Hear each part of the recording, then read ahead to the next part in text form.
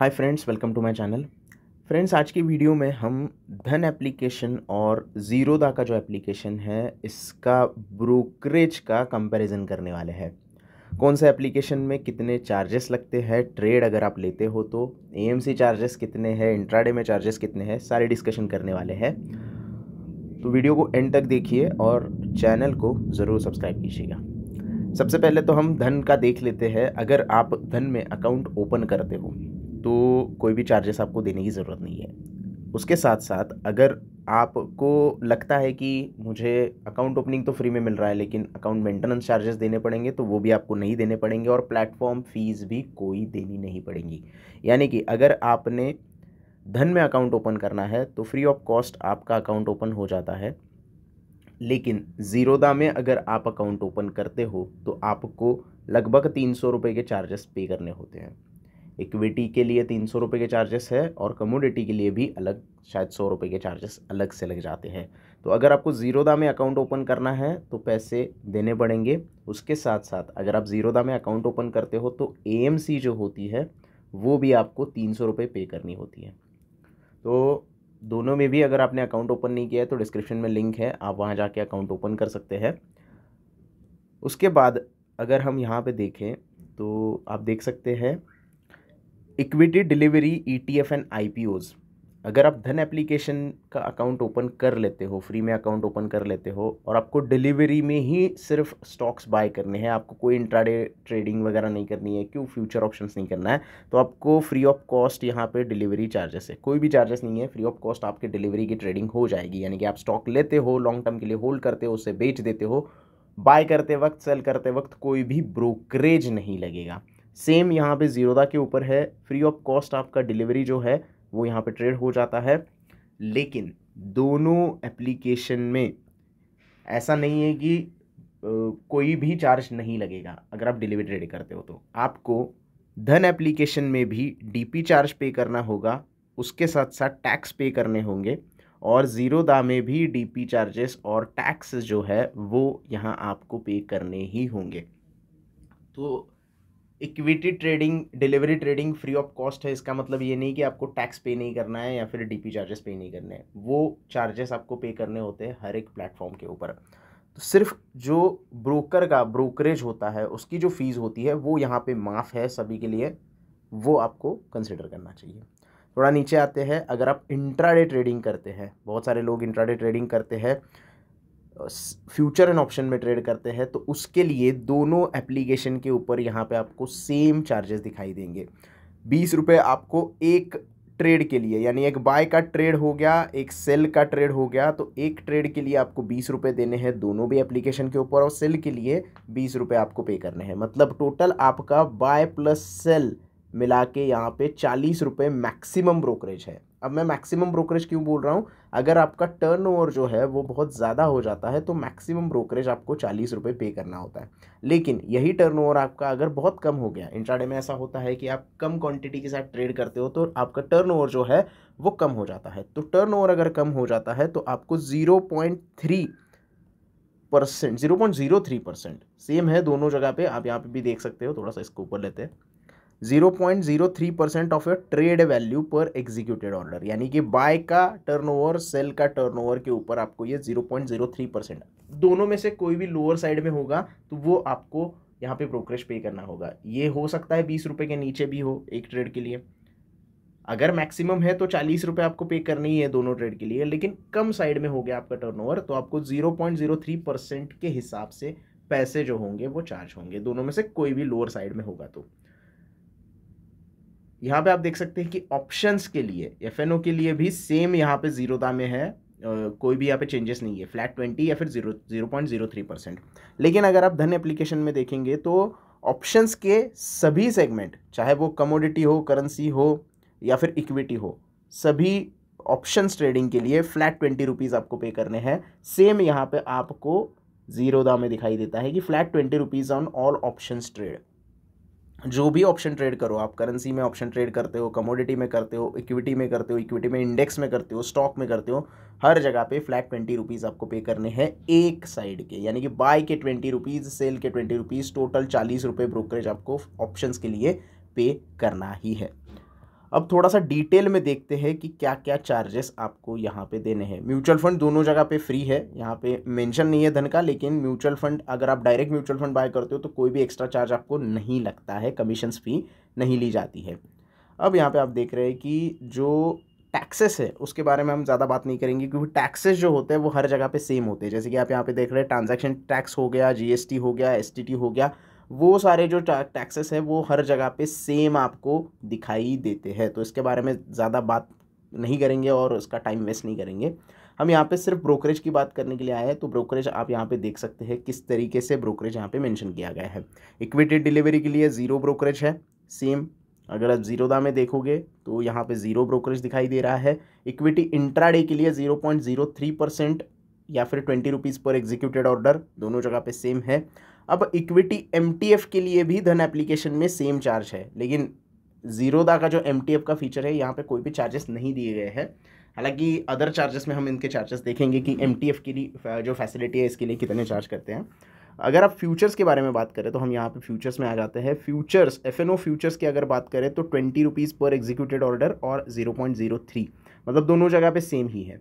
और few options में यहाँ पे फ्लैट 20 रुपीज़ का आपको ब्रोकरेज देना पड़ता है। तो अगर हम कंपेयर कर रहे हैं तो दोनों यहाँ पे मुझे सेम ही लग रहे हैं ब्रोकरेज के हिसाब से। लेकिन अगर आप अकाउंट ओपनिंग और एएमसी के हिसाब से देखेंगे तो धन में फ्री हो जाता है और ज़ीरोदा में आपको पैसे देने पड़ते हैं। थोड़े और चार्जेस देखते हैं यहाँ पे नीचे। जैसे कि हम देख रहे हैं अकाउंट ओपनिंग और ये सारी चीज़ें फ्री है। ज़ीरोदा का भी देख लेते हैं। अदर चार्जेस में आपको यहाँ पे कितने चार्जेस पे करने हैं। अब सबसे इम्पॉर्टेंट चीज़ जो आती है वो यहाँ पे डीपी चार्जेस की आती है। वो थोड़ा सा हम नीचे जाके देखेंगे। अगर आप धन एप्लीकेशन यूज़ कर रहे हो तो आपको जो भी होल्डिंग के स्टॉक्स होते हैं, आप जो स्टॉक होल्ड करते हैं आपके पोर्टफोलियो में, वो आप जब सेल करते हो तो आपको डीपी चार्जेस देने होते हैं, यानी कि डिपॉजिटरी के चार्जेस देने होते हैं।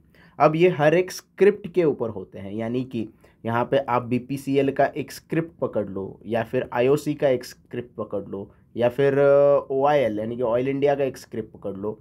तो अलग अलग स्क्रिप्ट के लिए आपको ये जो डीपी चार्जेस है वो देने होते हैं। इसका और स्टॉक आप कितने बेच रहे हो इसका कोई रिलेशन नहीं है। आप 100 स्टॉक बेचो, आप 1000 स्टॉक बेचो, कोई दिक्कत नहीं है। आप एक कंपनी के अगर शेयर बेच रहे हो तो उस कंपनी के ऊपर आपको डीपी चार्जेस देने हैं। और अगर आप धन एप्लीकेशन में ये सारी चीज़ें करते हो तो आपको 12.5 रुपये प्लस जीएसटी 18% इतने डीपी चार्जेस लगेंगे। सेम चीज़ अगर आप ज़ीरोदा में करते हो तो आपको 13.5 रुपये प्लस जीएसटी देने पड़ेंगे। ये पर स्क्रिप्ट के हिसाब से होते हैं। और मंथली स्टेटमेंट जो होता है आपका, उसमें आपको ये डीपी चार्जेस के बारे में डिटेल जानकारी मिल जाती है। अगर आपने एक महीने में 10 अलग अलग कंपनी के स्टॉक बेचे हैं तो उस 10 अलग अलग कंपनी के ऊपर आपको डीपी चार्जेस पे करने होंगे।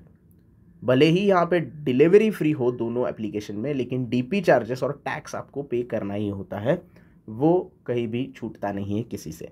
सो ये एक इम्पॉर्टेंट चीज़ है। उसके बाद सेबी के चार्जेस भी सेम होते हैं। और प्लीज करने के, यानी कि आप अगर स्टॉक्स को गिरवी रखते हैं आपके ब्रोकर के पास, तो धन एप्लीकेशन में आपको पर ट्रांजैक्शन के 12.5 रुपये प्लस जीएसटी देना होता है। और यही जो प्लेजिंग के चार्जेस है वो आपको ज़ीरोदा में 30 रुपये प्लस जीएसटी के हिसाब से जाते हैं। मतलब यहाँ पे भी धन थोड़ा सा बेटर लग रहा है as compared to pledging charges. AMC की जैसे मैंने बात की थी कि 300 रुपये एएमसी आपको देनी पड़ती है ज़ीरोदा में, और यहाँ पे एनुअल मेंटेनेंस चार्जेस कुछ भी नहीं है धन एप्लीकेशन में। तो धन एप्लीकेशन फ्री में से ये सारी चीज़ें कर देता है। उसके बाद हम बात करते हैं ऑटो स्क्वायर ऑफ की। अगर आप यहाँ पे स्टॉक जो है वो इंट्राडे में बाय करते हो, यानी कि आप उसी दिन खरीद के उसी दिन अगर बेचना चाहते हो, तो आपको टाइमिंग पता है 9:15 पे अपना इंडियन मार्केट ओपन होता है, 3:30 पे बंद होता है। लेकिन अगर आप 3:15 के बाद आपका कोई भी इंट्राडे का ऑर्डर पेंडिंग रखते हो तो वो ऑटो स्क्वायर ऑफ हो जाता है। और इस ऑटो स्क्वायर ऑफ के लिए, यानी कि आप काम पे लगा रहे हो आपके ब्रोकर को कि ऑटो स्क्वायर ऑफ कर दो, तो इसके ऊपर आपको पेनल्टी लगती है। अब ये पेनल्टी कितनी है, तो अगर आप ऑटो स्क्वायर ऑफ कर देते हो कोई भी ट्रेड धन एप्लीकेशन में, तो आपको 20 रुपये पर ऑर्डर प्लस जीएसटी प्ले करना होता है। 20 रुपये पर ऑर्डर, यानी कि बाय का ऑर्डर हो सकता है, वो सेल का ऑर्डर हो सकता है, यहाँ पे दोनों में से कोई भी ऑर्डर हो सकते हैं। लेकिन अगर आप सेम चीज़ करते हो ज़ीरोदा के साथ तो यहाँ पे इनके चार्जेस भी देख लेते हैं हम।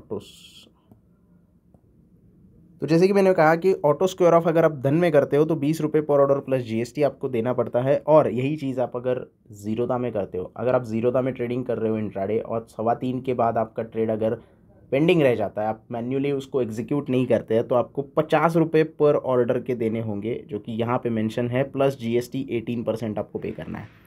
उसी के साथ साथ अगर आप कॉल करके बोलते हो, चाहे धन में हो चाहे ज़ीरोदा में हो, कॉल करके उनको बोलते हो कि भाई मेरे लिए एक ट्रेड एग्जीक्यूट कर दो, तो आपसे पैसे चार्ज करेंगे।